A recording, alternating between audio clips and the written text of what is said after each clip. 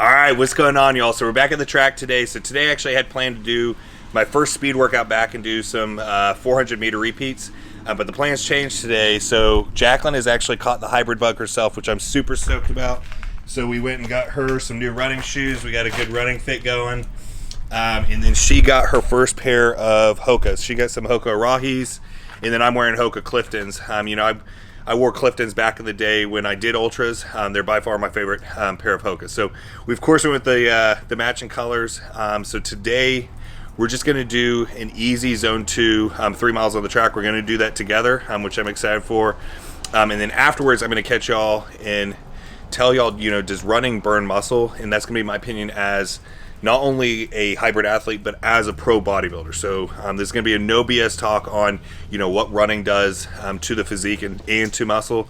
And then more importantly, I'm going to tell y'all how to prevent burning muscle as a hybrid athlete. So we're going to go ahead and get into this workout here, and then I'll catch you guys in a bit.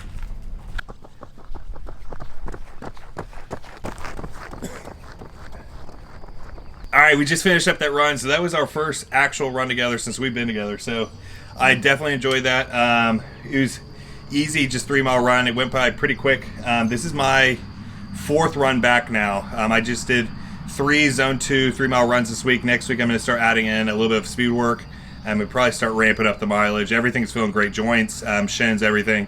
And frankly, I've been stretching at night, and flexibility is actually really killer right now. So everything's clicking along great. This was her, second run? Second run, yeah. Second run back. She did another 3 mile run the other day. This is her first time really doing true dedicated zone 2. So I'm excited to see, her kind of take the hybrid game by storm. So we're going to go ahead. I'm going to get in the truck, and then we'll start talking about, does running burn muscle and all of that. All right, so does running burn muscle? So this is a question I've been asked so many freaking times over the last week and a half to 2 weeks. Frankly, I've been asked this question so many times over the last several years. For good reason. You typically don't see someone with quite a bit of size or muscle tissue outrunning for significant distances. You'll see some sprinters, have great physiques, but you rarely ever will see an endurance animal, even in the hybrid world, with a good bit of size, and for good reason. So I'm going to give you my opinion, what I've seen personally within myself as a pro bodybuilder and working with many bodybuilders and hybrid athletes over the last several years on, frankly, why you don't see too many big boys running. So in the bodybuilding world, when a bodybuilder does cardio, typically you're going to see them do low intensity steady state cardio. So something on, incline treadmill, something on a stationary bike. They're keeping their heart rate a little bit lower than, say, even the top end of zone 2. And more importantly, it's something that's going to drive up fatigue at a much lower rate. So that's the thing with running. Running, because of the activity of it, what you're doing on your legs and everything like that, it's more impact, and it also does drive up more fatigue. That fatigue, if you guys have watched my videos on how to cut properly, how to hold the most amount of tissue when you cut, fatigue management is such an important part to pay attention to, and something that most people don't when they're cutting. You will hold the most size, and you'll have the best look if you've done a good job at fatigue management during the cut. The other point with running is it is fairly catabolic. So, when you've got, your different forms of cardio, you got low intensity steady state cardio, and then you've got something with running, where running, you're typically going to be at least in zone 2, if not doing, say, a zone 4 speed workout. That can be pretty catabolic, especially if you're doing this, fasted without a protein feeding. It's going to eat into a little bit of muscle tissue. The other point that not many people talk about is the body is very, very efficient at adapting to whatever stimulus you get of it. So, this is why, there's swimmers' physiques, there's runners' physiques, there's bodybuilders' physiques. The body adapts to whatever stimulus you give it. So, if you're going out and, say, swimming for 30 minutes or swimming for an hour, you're going to have a little bit of different physique than, say, someone who regularly goes out and runs for an hour. The body does adapt. So you have to keep that in mind. So with that being said, out of all the forms of cardio out there, all of that, running is definitely not the most anti-catabolic. It's not going to save the most amount of tissue. It is going to be harder to hold on to muscle tissue. But with all of that being said, so yes, running does burn into some muscle. With all of that being said, I'm talking about this as a pro bodybuilder, someone, you know, who competes on the bodybuilding stage, if you're not trying to be, you know, Mr. Olympia, you're not trying to make it onto the Olympia stage, you're not trying to even be, say, a pro bodybuilder, you can still hold immense amounts of muscle if you run. Yes, it's not something that you see too commonly, but it's not very common, even in the hybrid world, for you know, someone to really, really bodybuild right and to run right. If you combine the two and you do things right, and I'm going to give you tips later on this video on how to hold the most amount of tissue as you run. If you do this right, you can hold a pretty impressive amount of tissue, as we've seen with other hybrid athletes like Nick Bare, Alex Viada. There's so many to name. You can hold a good bit of muscle tissue. It's how you set things up, and there's things to avoid and things to add in that I'll tell you guys in a bit, that will help you hold the most amount of size possible and allow you to essentially have the best physique possible as you're running. That way you can not only be a hybrid athlete, but I know there's some of you out there that want to be hybrid monsters, and you want to be jacked and you want to be out, you know, running killer distances. Point being, yes, running is going to be more catabolic than, you know, your low intensity steady state cardio on a lower fatigue causing cardio modality like you know, stationary bike or incline treadmill or even the Stairmaster. But with all that being said, you can still hold very, very impressive amounts of size. You know, it's just probably not conducive to, you know, if you're wanting to be a very, very competitive pro bodybuilder. But if you're even wanting to, you know, compete at the local level, and you can have a very, very impressive physique, and even, in my opinion, you could potentially place first even at the local level as a bodybuilder. So the whole point here is yes, you're not going to be, you know, Mr. Olympia out, you know, being a hybrid monster and running crazy amounts of distances and bodybuilding, but you can look absolutely impressive doing it. And I'm going to give you tips in several points that probably haven't been talked about before on how to hold the most amount of size and the most amount of tissue and have the best physique possible as you're running and you're doing your hybrid training. So we're going to go ahead, get back to the house. I'm going to shower up, and then I'll tell you all how to preserve as much tissue as possible and be a hybrid monster. All right, so now let's go ahead and talk about how to prevent burning muscle while you're running. Now, the tips I'm going to give you today are also the foundation if you not only want to prevent muscle, but you actually want to build muscle and put muscle on while doing hybrid training and while doing running, especially the last tip I've got for you. The last tip I've got for you is directly applied pretty much only to hybrid athlete runners out there. And if you set this up right, this is where you not only will prevent muscle loss, but you'll actually be able to put on muscle while doing your hybrid athlete training and running. So the first tip I have for you is so important, and this has to do with training. So many times when runners ramp up their mileage, hybrid athletes ramp up their mileage, it acts as if you were to go into a cut. So unless you're, you know, really changing up your diet, anything like that, to account for the miles, a lot of times what will happen is it puts you in a deficit, and with that, your lifting training performance typically comes down, or at least it wants to come down. Even, you know, some hybrid athlete runners I see out there that as their running mileage ramps up, they bring their lifting mileage or their lifting volume down. What's going to have the greatest impact of you holding your muscle tissue? And I've talked about this so many times of, you know, how to do a cut properly. It's the same thing here. You've got to maintain your training performance and intensity. Now, the easiest way to track training intensity, there's so many different factors of intensity, but the main and the easiest way to track it and make sure you're able to hold it is making sure you've got your logbook numbers locked in. So this is why I talk all the time about the importance of having a logbook to where you track each set with its weight in reps. That way you know each week what to progress off of, or in this case, what to make sure you hold. So, you know, what happens is most people, when they go in the gym, they don't even log what they're lifting.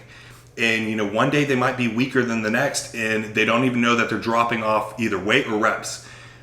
What's going to save that muscle tissue and hold that muscle tissue more than anything else out there is not training volume. It's not the amount of sets you do. It's not the amount of reps you do. It's the training intensity, which is typically the easiest way to think about it is going to, you know, come down to how close to failure you're going, and then how much of a load are you lifting. So if you're maintaining your training logbook numbers, you're going to be holding that muscle tissue. This is why when you go, you know, deeper and deeper and deeper into a cut, what gets harder and harder to do is maintain that training performance. And this is where that fatigue management comes into play. You know, if you were to, you know, go out and just do, you know, crazy amount of mileage, you're going to have a lot more fatigue than if, you know, someone doing, steady state, low intensity cardio on an incline treadmill. And so what's going to happen with, the person doing a crazy amount of mileage in that high fatigue is going to really, really impact that training performance and that training intensity. So the main point here is you want to maintain that training intensity for as long and as best as possible. And the easiest way to do that is essentially logging your lifts from week to week and then trying your best to, at minimum, hold those numbers, if not even improve those numbers. Now, by holding and improving those numbers, that's with, proper execution, proper range of motion, all of that. That doesn't mean, start getting sloppy form and all that to maintain the numbers. But if you're maintaining your strength performance, you're going to be holding that tissue. And that leads into the second point, which has to do with diet. And this is probably the most important point out there. Runners are notorious for way under eating protein. And if you're under eating protein, and I see this across the board even with hybrid athletes. If you're under eating protein, it's going to be very, very, very hard to hold your muscle tissue. So I get asked all the time, well, how much should a hybrid athlete be eating as far as protein goes? So, there's the general rule of thumb out there. You'll hear a lot of runners will eat only about 0.6 to 0.75 grams per pound of body weight. If you are a bodybuilder, hybrid athlete, runner, I highly recommend at least a gram per pound of body weight. Me personally, I've been having about 300 grams of protein per day for literally years now, and it really does hold tissue. I've tested this out with high protein, low protein, moderate protein, and high protein diets hold muscle tissue so much better. The other point with this is where you probably need to have multiple protein feedings throughout the day. So instead of only having, say 3 meals, having a protein feeding every few hours is going to allow you to have more protein synthesis throughout the day. And it is also going to allow you to hold a little bit more muscle tissue. Along with the protein, you have to be having a total number of calories that still supports the amount of muscle on your frame. So let's say right now you're trying to cut. You're going to be in a deficit. This is where you've got to go ahead and have, make sure you've got a set number of protein in place that you're not going to pull from that as the cut goes deeper. You might even raise your protein as you pull those carbs and the fat to pull calories down. But with that being said, it's going to be harder and harder and harder to hold your size and hold muscle tissue the longer you're in a deficit, especially if you're ramping up your running mileage. So as you're ramping up your running mileage, what I would suggest to most hybrid athletes that are doing their best to preserve muscle is at a minimum put yourself at maintenance. So with maintenance, this is where you go ahead and you need to eat back calories from your run. So let's say that you're ramping up mileage from say 20 miles a week to 40 miles a week, and you're trying to preserve as much muscle tissue as possible. The goal right now is not necessarily to burn fat. This is where you need to be at maintenance level of calories for that activity level. So if your maintenance level of calories is 3,000 calories per day at say 20 miles a week with your lifting sessions in play, if you go ahead and bump up to 40 miles a week, you're going to need to add back some calories to keep you at maintenance for that increase in mileage. And this kind of also plays into the fact if you want to go ahead and put on muscle while you're really running and all of that, this is where you're going to need to put yourself in a surplus. So adding calories to that, this is how you can go ahead and not only prevent muscle loss, but also allow you to gain muscle as well. So the third point I have for you has to do with recovery. And this is a problem I see across the board, no matter whether it's a strict bodybuilder, hybrid athlete, runner. So many people don't really put as much attention into recovery as they do, say, the training and diet. But recovery is really what's going to also help keep that fatigue management in play, keep fatigue low. If you're getting 5 hours of sleep and you're doing a run plus a hard lift, that's just not enough. You're not going to recover enough. Your fatigue is going to be high. And that fatigue is going to raise cortisol and start ripping through muscle tissue. So this is where recovery, sleep is really key here. Make sure that you're getting enough sleep. Now, the last point I've got for you, and this is the one that is very specific just to hybrid athletes. Hybrid is a spectrum. So, let's say that the direct balance between running and lifting is right in the middle here. Depending on what your goals are, your short-term goals for that season is going to dictate where you fall on that spectrum. Very rarely will you sit directly in the balance of running and lifting for too long. You know, like let's say you're ramping up to a race, you're doing a half marathon, marathon, ultra, whatever it is, and you're ramping up your mileage for that. You're really putting all your training focus into that. That's the A goal. The B goal at that time is, say, the lifting and the physique. You're going to be skewed over to the running side. So during this time, it is okay to let some size fall off. You don't want to drop off training intensity, but if training volume needs to come down just a tad to allow you to have more volume on the running side, you're going to lose a tad bit of size in that season.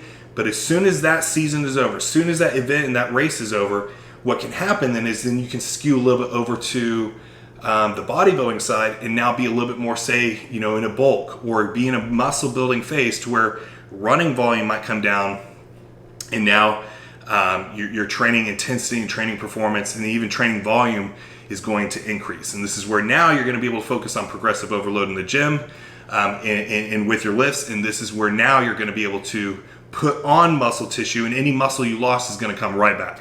Assuming you've got the diet locked in place and that training intensity is there, this is where it comes back. So hybrid is a spectrum, and you're going to vary where you land on that spectrum depending on, you know, what that season's goal is, where your physique's at, all of that. But the main point here is, you know, if you're trying to truly prevent muscle loss as a runner, you got to have that bodybuilding training intensity in place, and that cannot leave ever. Once you let the intensity drop off, you will lose size. And I've noticed this in myself when I wasn't even doing hybrid and I was just in a bodybuilding prep. I've done preps where I did great with fatigue management. And I've done preps where fatigue got way too high and training performance dropped. And as soon as training performance dropped, that's when I started losing muscle tissue and I started really having the look fade. So that's where you need to go ahead and hold training performance and training intensity as best as possible. Point number 2, you got to make sure you're having a moderate to high protein diet, enough to actually, you know, hold on to that muscle tissue. And if you're trying to stimulate growth, you might need even a little bit more there. And then, you know, you need enough calories in place to allow you to essentially, you know, 1, perform, but then 2, have, you know, be able to hold that muscle in your frame. So, you know, this is where, you know, if you are in, say, a cut, if you're in a cut, it's probably not the best time to really be focusing on, you know, an A race. You know, if you need to lose weight for that race, that's one thing. But if you're actually specifically just trying to burn fat, hold muscle tissue, essentially do it kind of the bodybuilding way, I would not recommend doing that when you are, you know, deep in, you know, a training block for a race coming up.